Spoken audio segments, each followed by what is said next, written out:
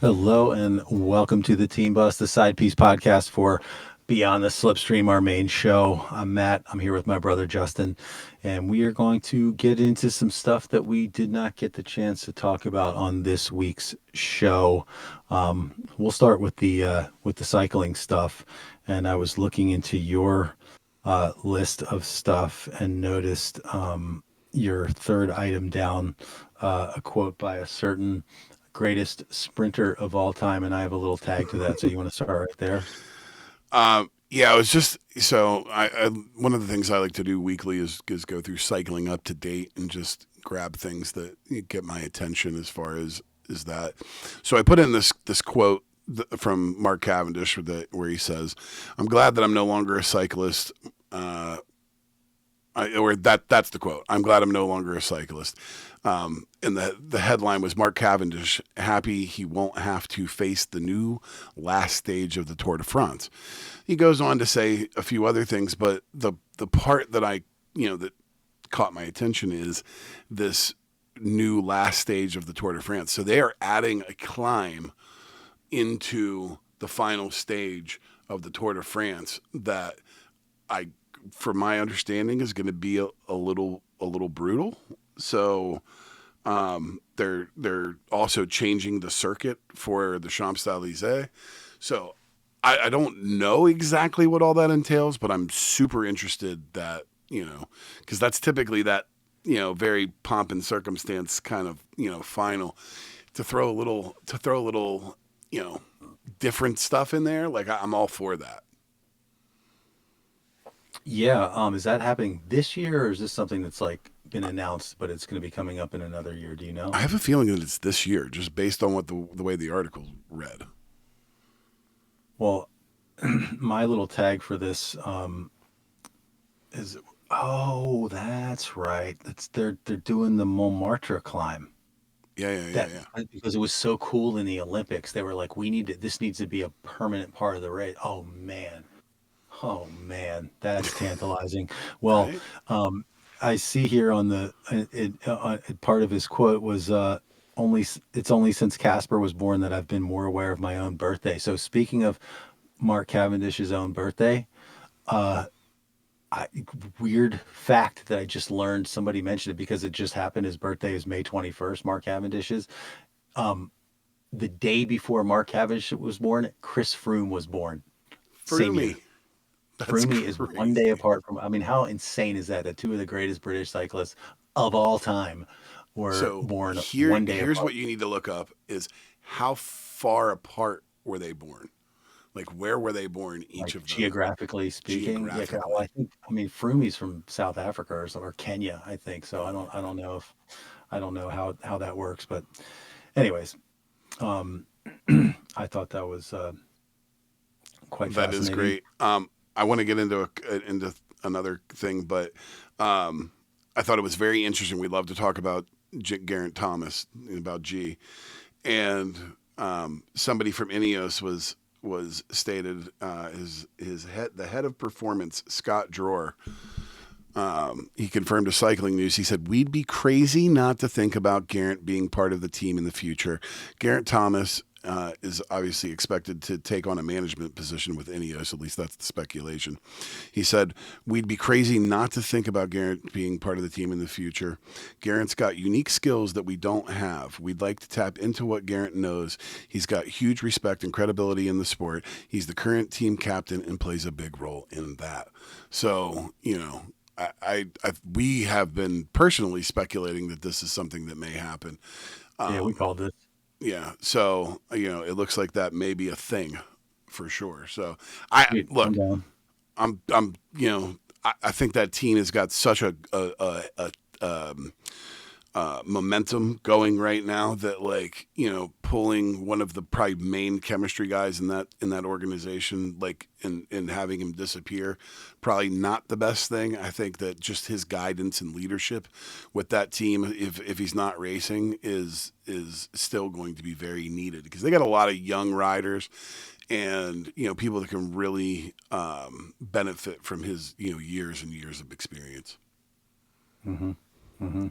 Yeah, I'm down. I'm down for it. um, Um, Go ahead. You gonna take one of mine now? Let's see. What do you got? Yeah. You got to talk about Kat Ferguson Um, yeah, as because we mentioned I did not see this. in our main show earlier this week, um, Kat Ferguson got a win. She got a top level win at the Navara Women's Classic. Sprint finish, super wet and rainy. Um, she wins over the likes of Soraya Paladin and Ruth Edwards. Very convincing sprint. It's worth a look. You can look at it on YouTube. She is just tagged onto the dead center front end of this sprint and does not waver, does not come off her line the slightest little bit. She's just like, 10 pedal strokes, head down, 10 pedal strokes, head down, just crushes it. Has enough time at the finish to give this like two-handed, like fingers towards the heavens kind of salute. Um, you know, she, she's in the bigger races this year. She's kind of struggled a little bit. It seems like, I mean, no one can fault her. No one's worried about it. She's a brand new, neo pro, very young, and of course it's going to take a while for anybody to get their feet underneath her. But in a nasty, wet, rainy finish, she showed like, don't worry, I got it. I got it. I'll figure this out. Yeah, I think she's going to be fine. She's one of those bright spots at Movistar that they're going to be able to build upon over the next few years, and it'll be neat to see it all unfold for her, and see as her role gets bigger in that team. Yeah, and of course, spent a lot of time talking about her teammate on our main show this week, Marlon Roysa, who just won the Vuelta a Burgos. And it's cool to see how that team is not only developing riders that have been around the pro peloton for a while, like Marlon Roysa, um, but also going out there and making strong acquisitions of young riders and building a foundation for the future. Um, it's looking pretty bright for those guys. Definitely brighter on the women's side than the men's side, in my opinion. It's really interesting. Yeah, I was just thinking the same thing, and it's just interesting how like these acquisitions from SD Works are really paying off for the teams that have picked them up, whereas SD Works sort of is like kind of up and down. I mean, Except they're for definitely up. Lorena Wiebes. Yeah, well, that's what I'm saying. They're up on the Lorena Vivas side of things. They're kind of down on the right. Yeah. Although I say that, and yet weren't we literally just talking about Misha Vredewald last week and Yeah. how well she was doing and stuff? So it's not like they're super down. It's just I don't know. It's the whole thing is I'm very very glad that both of those riders went out the door from that team at the end of last year. I'm so glad for Demi Vollering, where she's at, what she's doing, and I'm so glad for Marlon Russa and what she's where she's at and what she's doing. You Yeah. know, and glad that AVB came back to the team. that's just been a that's just been a fun storyline, versus the last 2 years where it was just like the world's most boring storyline. Oh, SD Works won again and again and again and again and again. You know, Except for the Tour de France. except for the Tour de France. God, yeah, that was the Um, one good SD Works storyline from the entire time was the Tour de France. When the team imploded. So um, so I kind of almost am feeling like I want to update this weekly now, but I went through and put in the notes all the teams, like their rankings currently as far as UCI points are concerned, 23 through 25. So this is the relegation list. So I mean, it shows you where everybody through the 25th, through today's racing, where they were and how many points they have. And obviously there's 18 pro spots that are available, and currently speaking are guys that we have our eyes on because they've just been doing the Lord's work for the whole season. Astana is now in at 18. So eh, 18 is the cutoff. Explain this to me. 18 is the cutoff yes, there's to eight. where So there's like 18, spots, cards, whatever they say, whatever they call World it, Tour team. available. Sorry. So those are the teams that get to go to all of the races. They don't need a Correct. special invite or anything else like that. They are Correct. pre-qualified to race in any World Tour race. Yes. Correct. And right now, Astana is 362 points behind Cofidis, and they are like 24 points ahead of Picnic Post and L, as far as in the standings. So obviously, watch Astana and Picnic Post and L because those and Cofidis, you know what I mean? You really need to pay attention to those wins because literally for all three of those teams, every single win counts. Small wins, That's big wins, crazy. The big thing with Astana is Fortunato. Okay, Fortunato is in the Maglia Azzurra right now, and Mhm. he keeps winning these mountain points, and it really looks like unless something insane happens, he probably ends up with that jersey at the end. And That's like huge somebody for was them. saying today, they get like every day that a rider's in a leader's jersey, it's like 40 points, 40 points, 40 Yes, points, 40 points, 40. It's not a huge amount, but it's like every day you keep that jersey, 40 more points, 40 more, right. you wear it for 2 weeks, you just netted your team 500 points. Yeah, and they're picking up. They're picking up. Seconds and thirds. There is. And I hate to break it to you, but Casper Van Uden ain't going to earn you anywhere near the amount of points that Fortunato sitting there in that leader's jersey is going to earn you. That's for damn sure. No. Now, the thing is that Picnic Post and L is the only team that is threatening them at this point. I mean, the next the next after Picnic Post and L, because like I said, they are separated right now by 24 points, or at least as of this morning. So they probably are extending that lead at with every day that goes by. But Uno X is at 20,051, which puts them roughly uh, 2,000. you know just under 1,900 points back of Picnic Post and L, which is a big amount. Yeah. Especially for a team that doesn't win a lot. Yeah. Yeah. Yeah. And then behind them, it's Archaea, and they're like another 1,100 points behind. So Yeah. really interesting. Well, we Yeah. I are mean, it's we are definitely, firm. and you could easily see that 16, 17, 18 of Intermarché, Cofidis, and Astana, they're all close enough that you could see them flip flopping throughout the year. But I mean, it's like it is do or die time right now for Picnic Poster now. Like they literally need every win that they can, that they can get. And, Astana just has to keep their foot on the gas because there's a lot of season left. You know what I mean? And they've got to, pick up everything they can at every spot that they can, and especially these smaller races, which is where they've been doing the damage. Next week I'll make sure that I get like what they've done so far this year, like what it looks like, what they how many points they've accrued versus these other teams. I was just doing this morning, and I honestly I didn't think about it, but I will have that for next week to see like what are they on pace for so Yeah. far in Yeah. comparison. That would be cool. Well, just don't rule out the old man Roman Bardet coming through for Picnic Post with a big stage win at the Giro. So I I feel it. mean, it's He's this gonna it, he's gonna nail one of those mountain stages next week. it's one of the, but that's what kind of makes this like it's its own like little tiny side story to be watching these basically these three teams of Cofidis, Astana, and Picnic Post and L because they're so close. Because it's Yeah. I mean like Right. throughout the season you could see this lead change in multiple Yeah. times. And both of those teams have gotten enormous wins in the past couple of weeks. You know what I mean? So it's Yeah. it's not like you're just watching them struggle. Who can put more guys in the top 20 of this race or whatever. No, it's like they're fighting for wins. No, It's but great.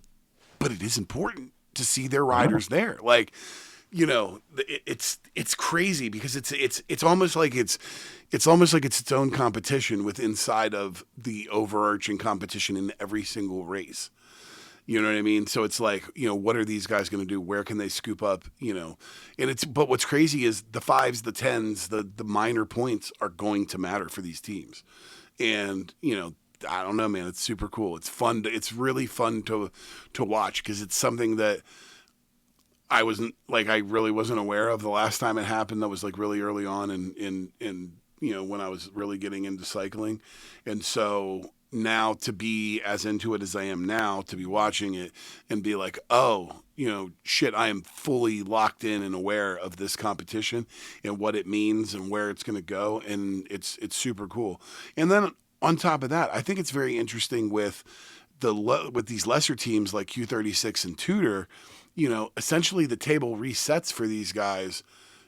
Like obviously they're not going to make it into relegation, you know what I mean? But table resets, here in at the end of the year. And now we look at, what's going on with like it now becomes even more important for these teams to start to try to scoop up points. So I mean, it's like, it'll be very interesting to see how it all flushes out this year, but then watching it going forward for the next 3 years, especially with teams like Tudor and Q36 that are making large investments into their teams to try to get, to the pro level, it'll be really cool to watch, how it all shapes up. It's very interesting to me. The more that I start to understand it, the more interesting it becomes. Well, I've certainly been enjoying following along with it, and will continue to do so. And it sounded almost to me like you're just sort of taking it on as your pet project to give us a little update every week. So Yeah. I will. I'm here for it. I'm here Yep. for it. That would be a beautiful thing. Um, Um, one last note, and I'll let you get into your last couple of topics. Um, Alberto Contador, the great, former Giro d'Italia winner, multi thing winner. He had a quote in speaking about the controversy in UAE, which I forgot. I should have just put this in my notes to talk about when we were talking about that today in the other podcast. But he had a quote that said, "It happened to me with Armstrong in 2009." He was speaking on this dual leadership situation. And obviously, he ended up coming out ahead, and I'm pretty sure that he ended up uh, taking Armstrong ended up taking second. It's just these teams in this lack of focus on one rider. I just, with the way way racing is right now, I just, I don't see how it makes sense to be going into these things with dual leadership roles. Like the more I well, read, the more I watch, it just doesn't make sense to me. in my opinion, it's an even bigger sin in this particular instance with UAE in the 2025 Giro d'Italia, because there is no excuse for McNulty and Yates to have remained in the top 10 as long as they had. Like, what are you doing? These two are definitely not going to win the thing. You don't need points.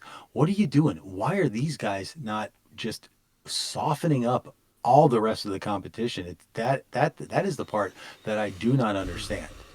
You know what I mean? And that's just poor management on the part of that team. So, It's just it's out of character for this team. Like that's the thing that I don't multiple. understand is like you watch them do the opposite with Pogacar all the time. Why are they not? And again, I don't know if it's like we've already said that like the likelihood that they keep Ayuso, much longer is pretty slim because he's just Well, too good of a rider. I disagree though about Pogacar. I think what's actually happening here is with Pogacar, they don't have to soften up the competition. The guy rides off the front with 50 Ks to go and you never see him again. Like they don't have to do You're anything. right. That guy just he's a one-man wrecking crew. And I think they find themselves now in a situation where like, oh shit, we actually like have to employ some strategy if we're to win this race. Um, and they're not used to it and they're fumbling. I'm It's with a you. bummer. I don't know. I don't know.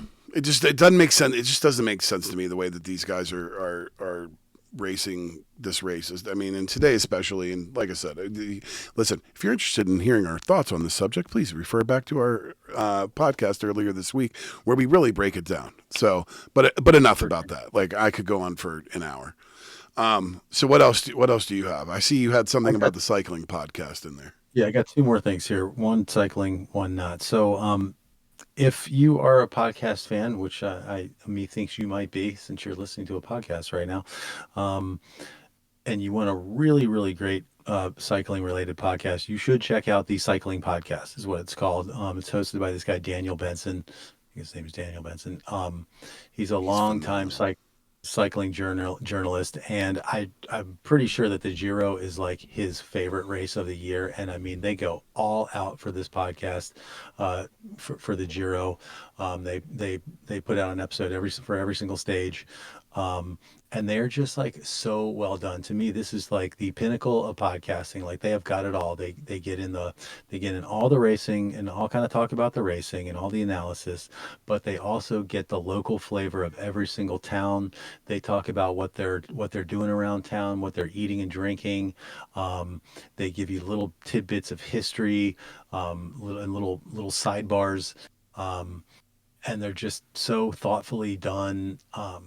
They pull in riders from the Pro Peloton, get little interviews here and there. I mean, they're in the mix zone at the end of all the races, doing the journalism and trying to grab the interviews and stuff. But, they're also just commenting on, more than just the racing. And it's great if I had it my way, like if I could pick my dream job of all dream jobs, that would be it. Rolling around, following around the Giro d'Italia, interviewing the racers, watching the races, and then going out to dinner and enjoying the local flavor and meeting people and talking to old friends and new friends. I mean, it's incredible. So a big recommendation during the Giro d'Italia. They refer to the podcast as Giro Vigando from the Cycling Podcast. And then the last thing I'll talk about is I watched on a lark earlier in the week a 3-part little Netflix documentary. It's American Manhunt, Osama bin Laden. You haven't seen it, have you? And this is basically just the story of how they got bin Laden. So, it kind of starts off with the September 11th attacks and goes into how they figured out who was behind it. And it gives you the backstory on that. And it takes you all the way back to, the 80s, what he was doing back then and how he was a part of the World Trade Center bombing in the 90s. And then right through to How the the towers CIA coming down. gave him weapons and trained him. Yeah, all that shit. And concludes with like the SEAL Team 6 member that was actually the guy who shot him, which I was kind of blown away by the fact that this guy is just like, yeah, I'll go on a Netflix documentary with my white American face showing for the entire world and be like, yeah, I'm the guy that shot Osama bin Laden right here. It's me. This is what I look like. Like, got some brass balls if you ask me. I don't know. Maybe he knows something I don't know, but it's pretty fascinating. Like the whole story of how it went down and just it was very, very interesting. I was locked in on this thing and just like, it's all stuff that I've kind of heard before, but very kind of amazing how they pull off shit like that. I don't want to be like a jingoistic, enthusiast for American militarism or anything else like that. So take that for what it's worth, but it's pretty damn fascinating how they got Osama bin Laden and all that shit that went down, regardless of what your opinion on the matter is. So Have you heard of the show Lioness? Yes, with Zoe Saldana. Like Cates or something. Say what? Oh no, I'm thinking of something else. No, Go ahead. no. It's Zoe Saldana, Nicole Kidman, Morgan Freeman. It's on Paramount Plus. There's 2 seasons of it. It's extremely well done. Like CIA operator, drama type of thing. And it's very interesting to see, it's like for, put your political views aside. It's very interesting to see the way these clandestine operations end up happening and how orchestrated it is and how absolutely precise the precision of these, coordinated efforts are. It's like, you can again, put however you feel about it aside, it's remarkable what they can accomplish, when motivated. And, so it doesn't surprise me that seeing how all that unfolds is not vastly interesting, because, any of that type of stuff to me is just, when you get the look behind the curtain about how that sausage is made, it's just, I'm sure that it's just absolutely interesting. Yeah, it's flat out amazing. Well, that will do it. Unless there's anything else you had, we'll put a pin in it. Man, I'm good. Thanks for joining us this week on the Team Bus, and come back in a few more days for episode 29. Going to be dropping 4 days time. Till then, Ale. The Team Bus is part of the Beyond the Slipstream family and is produced by Harperama. Find us on Apple Podcasts, Spotify, and YouTube. Please like, subscribe, leave a review, and tell your friends about us. Thanks for listening. Talk to you next time. Ale!